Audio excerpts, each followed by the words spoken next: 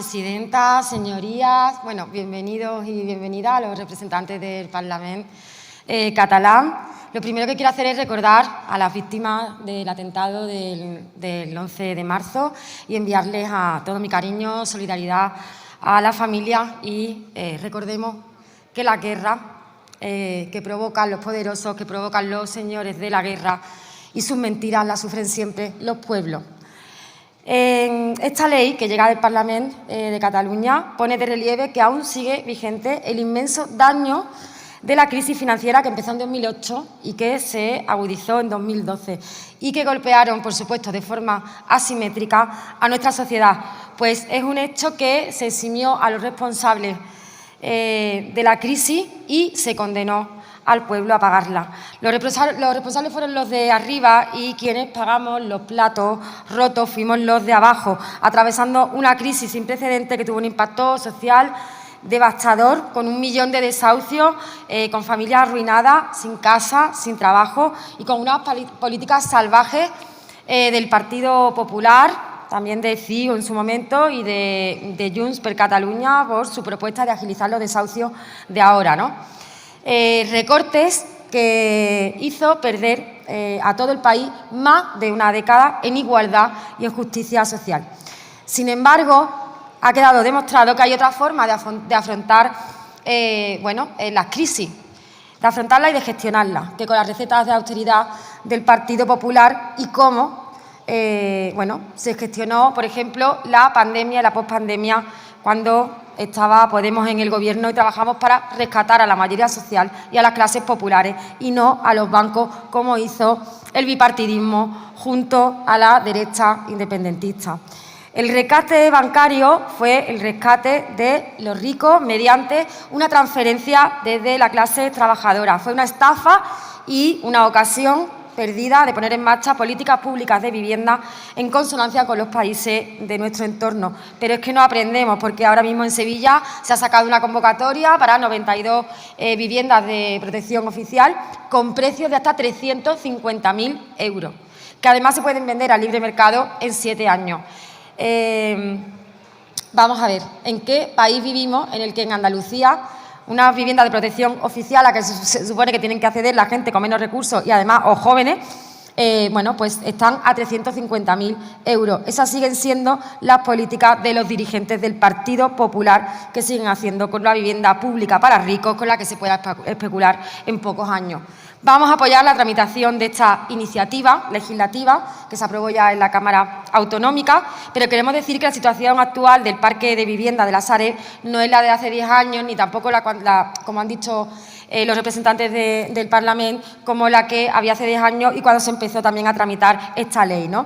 En aquel momento es verdad que pudo ser un instrumento que es esencial para solucionar un problema enorme de acceso a la vivienda, pero es evidente que hoy es bastante más limitado, como también las medidas que aparecen sobre la gestión financiera de los ayuntamientos y de las entidades locales, que son medidas útiles, pero lamentablemente poco determinantes sin un apoyo económico.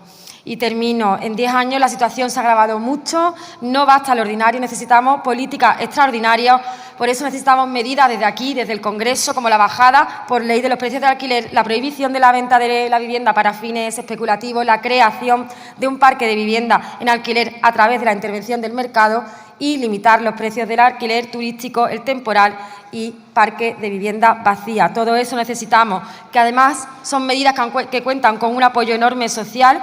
Y desde Podemos vamos a defender en esta Cámara que esas medidas están bloqueadas y hostigadas por la gran coalición rentista. Vamos a facilitar medidas como esta. Las familias están muy hartas de medidas cosméticas que se quedan cortas. La frustración que generan también estas medidas insuficientes serán el abono, lo hemos dicho muchas veces, y la alfombra roja para la ultraderecha en Europa, en España, pero también para Cataluña. La gente necesita más políticas públicas y menos publicidad. Cumplan la ley, garanticen en Cataluña y en el resto del Estado el derecho a una vivienda digna. Muchas gracias. Muchas gracias, señora Velarde. Por el Grupo Parlamentario Vasco PNV tiene la palabra la señora Sagastizábal Unceta-Barrenechea.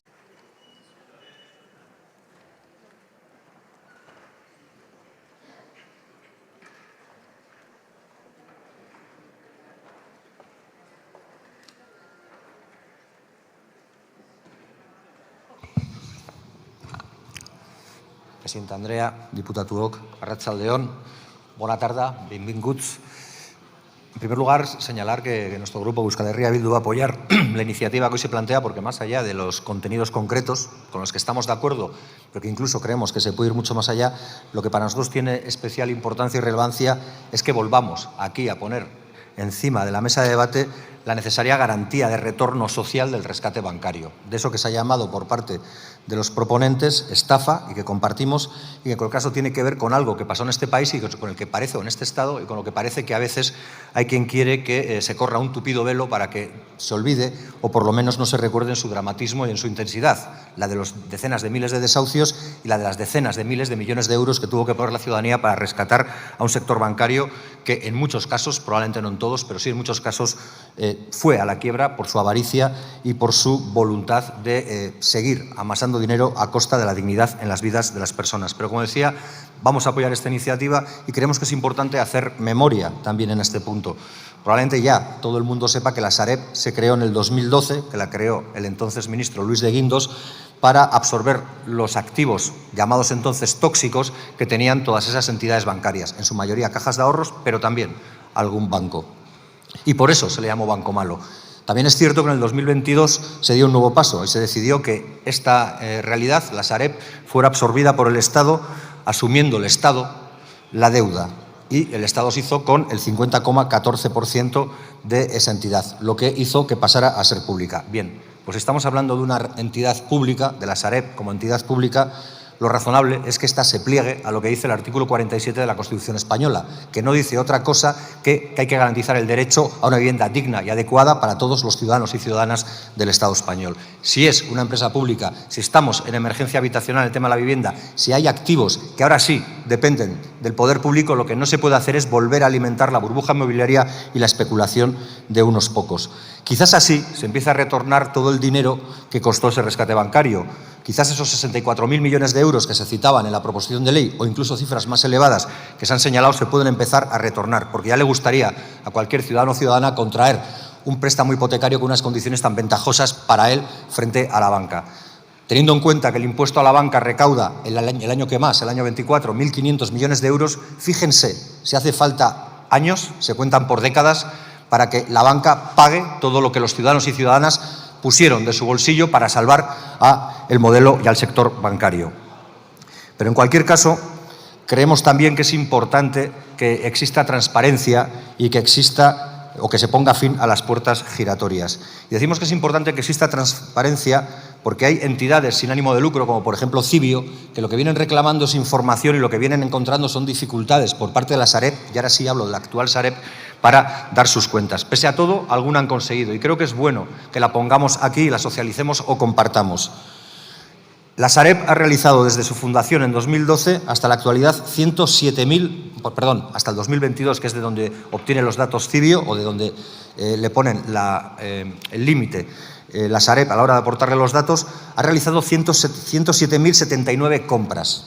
O se han realizado 107.079 compras hacia la Sareb por parte de compradores privados. De ellas, 44.000 fueron viviendas libres y 12.349 viviendas protegidas.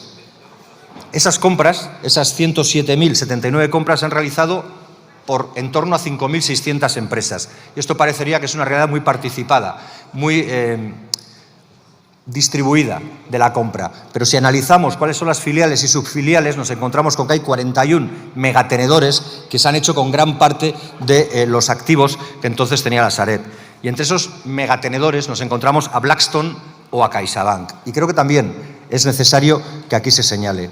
Y por eso creemos que hace falta más transparencia para saber todo lo que se ha hecho mal en la Sareb desde 2012 y todo lo que no hay que hacer o no hay que seguir permitiendo que se haga ahora que ya sí hay una determinación para que exista una empresa pública de vivienda, ahora que ya sí sabemos que la Sareb es una empresa pública y que por tanto tiene que obedecer al sentido de las administraciones públicas. Y hablaba también antes de las puertas giratorias y quiero volver a hacer memoria. No les voy a hacer perder mucho tiempo ni lo voy a derrochar yo en citar todas las personas con responsabilidades en la Sareb que han pasado luego a empresas del sector inmobiliario, fundamentalmente fondos de inversión o, si me lo permiten, fondos buitre, como Blackstone u otros. Yo solo voy a hablar de dos nombres, a modo de ejemplo. Uno se llama Álvaro Areal. Fue durante 9 años, el director adjunto de la Sareb. Él fue uno de los principales muñidores o responsables de la operación SMO, se llamó Simplificación del Modelo Operativo, o Esparta II. Eso fue la detracción de viviendas para dárselas a un fondo buitre, concretamente a Blackstone. Bien, pues esta persona que del 2012 al 2021 fue director adjunto de la Sareb, pasó de manera directa, y eso es una puerta giratoria, a ser directivo de Aliseda, que es una filial de Blackstone. Eso es lo que no se puede permitir. Ya les voy a dar el último ejemplo, ya que he dicho que no perdería mucho tiempo ahí. Este es probable que no tenga que presentarlo tanto, porque seguramente su nombre y sus apellidos nos van a sonar a todos. Esta es la persona que al cargo de un fondo buitre, también Cerberus, se hizo cargo de todo el patrimonio inmobiliario de Bankia y se hizo cargo en el 2023, eso fue en el 2022, en el 2023 se hizo cargo del 40% del patrimonio inmobiliario de la Sareb. Esa persona se llamaba, y se llama, supongo, y estaba al frente de Cerberus, o uno de los responsables al frente de Cerberus, José María Aznar Botella.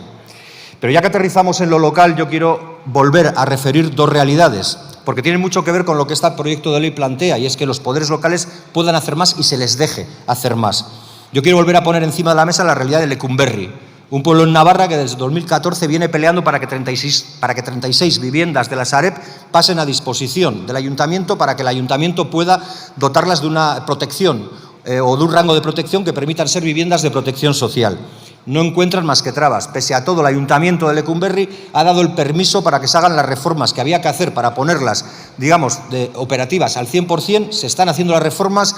Hay inmobiliarias que están interesadas en hacerse con las mismas para hacer negocio y el Ayuntamiento vuelve a tender la mano al Gobierno para que hay inmobiliarias que están interesadas en hacerse con las mismas para hacer negocio y el Ayuntamiento vuelve a tender la mano al Gobierno para que firmen el convenio que haga que esas viviendas sean de protección social. Y lo mismo podría decirse de Gasteiz, que tiene 63 pisos tutelados en Arkaute que siguen esperando que puedan ser transferidos, que según un informe del Gobierno vasco están bien en general y son comprables. Por tanto, son una posibilidad habitacional digna.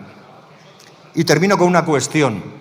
Es verdad que tenemos que buscar una fórmula de equilibrio y es verdad que hay comunidades, como la Comunidad Autónoma Vasca, que ha comprado a la Sareb pisos y le está pagando a la Sareb una cantidad de dinero mensual, en este caso. Pero yo creo que para que todo el mundo entienda las dimensiones y la magnitud de todo, sin quitar razón a aquello que dice que hay que buscar el equilibrio, digamos que son 9 viviendas, porque es verdad que el peso de la Sareb en Euskadi era muy pequeño y que son 9 viviendas en Barakaldo, en Donostia y en algunas otras localidades y que se está pagando 150 euros al mes por cada vivienda. Esa es la cuestión. Pero termino, como digo, con una realidad. De lo que se trata es de aumentar el poder de actuación pública, el poder de la capacidad pública. Porque es verdad, y también lo vuelvo a decir, que la Comunidad Autónoma Vasca probablemente lleve cuerpos de ventaja en lo que tiene que ver con políticas públicas. Pero aun y con todo, para ser justo y para no desviarse lo más mínimo de la realidad, decir que la media europea, la media de la Unión Europea, no la más alta, sino la media de la Unión Europea, establece que el poder público oferta 4 de cada 100 viviendas en alquiler. La Comunidad Autónoma Vasca, que es, como digo, punta de lanza, oferta 0,5 viviendas por cada 100. Luego, nos queda muchísimo trabajo por hacer a todos. A quien menos hace, mucho más. Pero en cualquier caso ya es tiempo de que seamos capaces de ir haciendo bastante más. Besterik ez, mila esker.